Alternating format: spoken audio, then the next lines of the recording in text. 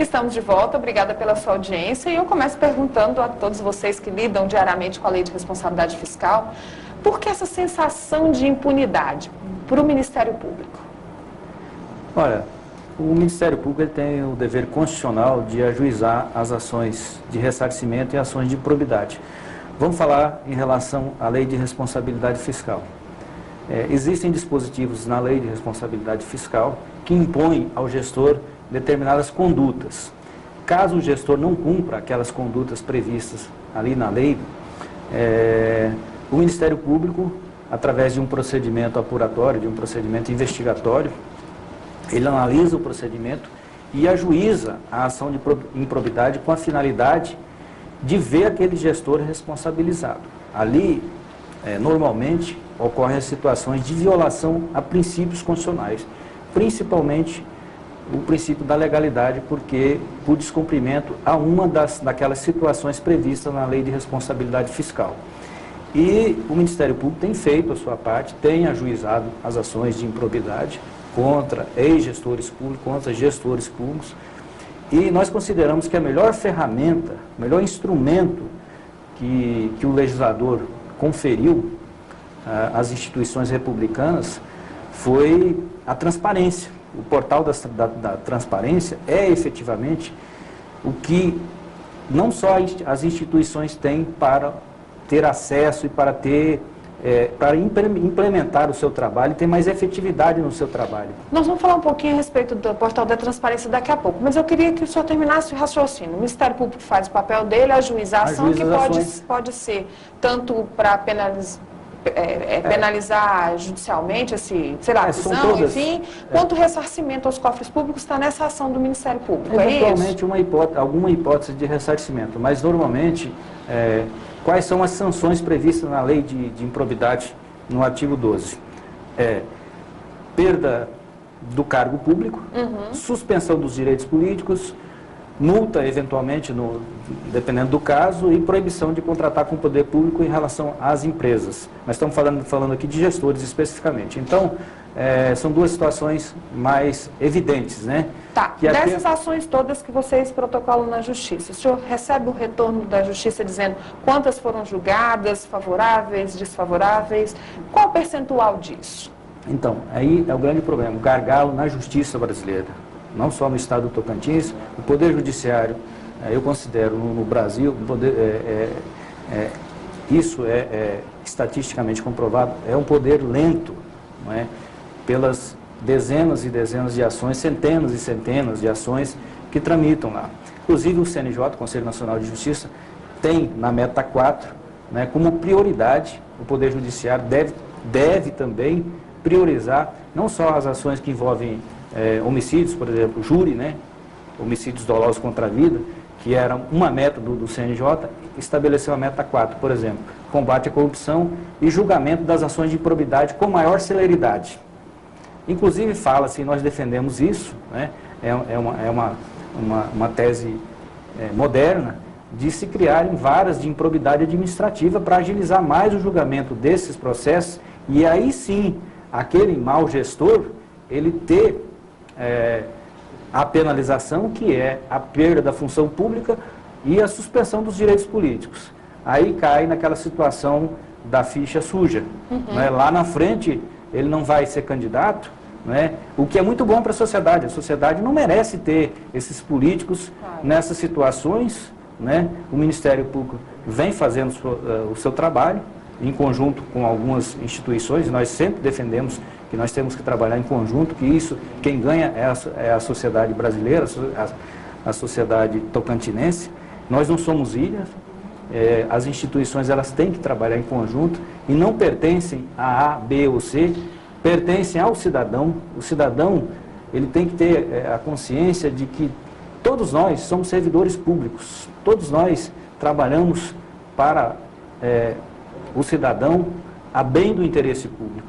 Então, fazendo essa ligação entre os órgãos de fiscalização, mas colocar no centro do debate, eu acho que a sociedade, que está indo para as ruas se manifestar, né, pedindo aí o fim da corrupção, o combate à corrupção, mas a gente tem que fazer analisar se essa mesma população, ela fiscaliza o que o seu representante, será que essa mesma população que está indo hoje às ruas reivindicar não é a mesma que vai votar nos mesmos que estão aí no ano que vem, na próxima eleição? Bem, eu penso que essa sua pergunta é interessante, porque a sociedade precisa fazer uma reflexão sobre os gestores. No nosso caso, eu vi que a Graziela manifestou da idade da lei. É uma lei, a lei de responsabilidade fiscal é uma lei nova. Ela é de 2000, tem apenas 15 anos. E eu recordo, porque nessa época eu já me encontrava no Tribunal de Contas, do esforço que foi feito pelas instituições para que a lei pegasse. Porque existia sempre aquele comentário que no Brasil algumas leis pegavam e outras leis não pegavam. E o próprio Executivo, o governo federal, ele fez um esforço no sentido de patrocinar alguns eventos com a participação das entidades que iriam fiscalizar essa lei, para que a lei pegasse. E eu lembro que o Sistema Tribunal de Contas do Brasil participou desses eventos executivos e depois continuou fazendo, no sentido de encontrar os pontos de controle da conta, lá no final do ano. E se, na conta, esses pontos de controle que o tribunal verificou continuar irregular, isso certamente vai levar à rejeição de contas. E levando à rejeição de contas, entra para o tribunal numa lista de inegibilidade e cabe ao legislador, o juiz eleitoral, saber se aquele indivíduo pode ou não pode ser candidato. Mas o senhor não acha, desculpa interrompê-lo, mas o senhor não acha assim, a gente nota que o TCE faz o papel dele, ele fiscaliza, mas a gente está vindo agora um pouquinho para o portal da transparência, né, que é uma das grandes lutas. A população que vai para as ruas, ela vai para o portal da transparência? Nesse ponto, fico bem à vontade de falar, porque a Controladoria Geral da União ela tem essa missão institucional realmente de incrementar a transparência pública. Aqui no Tocantins a gente tem trabalhado em conjunto com o TCE, com o MPE, com o CGE e outras instituições, e a gente nota realmente que a gente precisa avançar nesse sentido, né? A gente estava numa situação aqui, ainda se encontra, né, de não termos ferramentas para esse acompanhamento por parte da população. Então, assim, não adianta a gente falar de transparência se essa transparência não é ofertada pelos gestores. Então, nós temos situação de municípios que, por exemplo, você vai acessar o portal da transparência e é uma página em branco. Então, como é que a população vai acompanhar o gasto daquele município, se está sendo corretamente aplicado o recurso público, se a ferramenta não é disponibilizada? Claro que existem outras formas, mas a gente entende que o meio eletrônico, ainda mais hoje em dia, é um dos principais meios de acompanhamento, né? Então, o que a gente está trabalhando aqui? A gente está trabalhando, primeiro, para que todos os gestores ofereçam essa ferramenta de acompanhamento.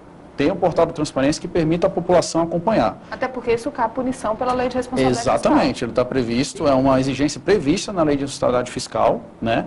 E caso seja descumprida, pode gerar um crime de improbidade administrativa e também a suspensão das transferências voluntárias, como foi dito, né? Doutor Leonel, os municípios têm essa dificuldade de implementar o portal, porque parece que a questão do portal e também da acessibilidade, né? Não adianta ter o portal, a prefeitura tem lá o portal no site, mas quando você acessa não tem nada. Eu acho que são duas coisas. Primeiro, uma questão da cultura dos gestores que precisa mudar. Essa cultura da transparência, ela ainda não está, infelizmente, internalizada por todos os gestores. Então, existem gestores que não consideram transparência uma coisa importante, que acham que isso é coisa de primeiro mundo, que não se aplica no caso aqui dos municípios. Isso não é verdade. A transparência é importante, seja onde for. E a segunda questão também, que a gente nota, é que eles não priorizam esse aspecto. Então, eles não dão a devida importância a esse assunto, né? Então, a gente está trabalhando realmente para que agora seja dada a devida importância. Quem não der a devida importância sofrer um tipo de sanção.